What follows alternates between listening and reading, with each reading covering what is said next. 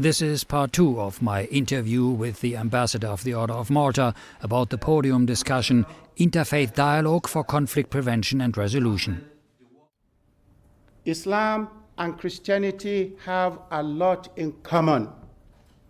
The only major difference is the person of God in Jesus Christ. I, as a Christian, I believe that Jesus is the final revelation of God to humanity. In the Quran, Surah 49 and verse 13, the Quran says, "We created you male and female," from one source, "and made you waja'anakum shuban wa qabaila lita'arafu." We created you male and female and made you into nations and tribes. Why? Lita'arafu, that you may understand each other. That's the root of education. It is often said that when mentioning religion in the context of international affairs, almost automatically it raises the red flag of violence and tension between different communities. Isn't it therefore so very important to educate, especially politicians, but also all people of faith, about other religions? Definitely. With 84% of the world's population identifying with a particular faith, governments need to take this powerful force in global politics and civil society very seriously indeed. In 2013, former US Secretary of State John Kerry created the Office of Religion and Global Affairs in the State Department. He said at the time, and I quote, "One of the most interesting challenges we face in global diplomacy today is the need to fully understand and engage the great impact that a wide range of religious traditions have on foreign affairs.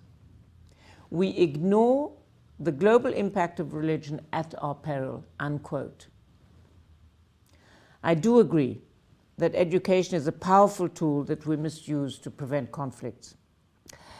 By educating everyone on religion and faith, especially those making decisions, we avoid the risk of hatred, of misunderstandings that very often lead to violence and conflict. Faith literacy should therefore be promoted at all levels of society. Does a department like that also exist under President Trump?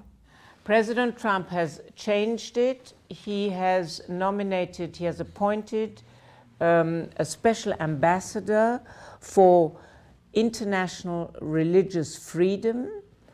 It is former Governor and Senator Sam Brownback, who was confirmed by the Senate for this position.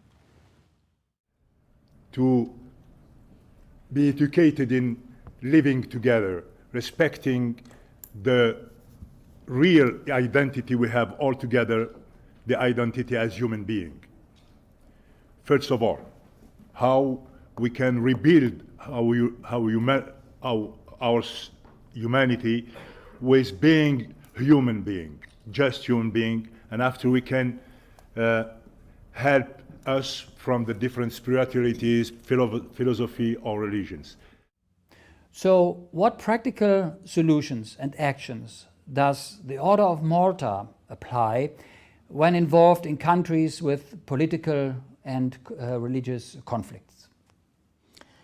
The Order is an impartial actor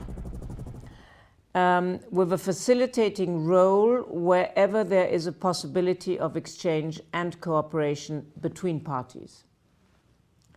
Some concrete examples can be found in the Order's engagement in the Mediterranean Sea, whereby our medical teams have saved 200,000 lives in the last 10 years. On the other hand, the Order of Malta is promoting dialogue on humanitarian topics in Libya with local institutions and international delegations. Why is it? Faith and religious leaders have their place and role to play in the ongoing global efforts for peace and security, and that is the important message that the Order of Malta and the Inter-Parliamentary Union wanted to convey at this particular event.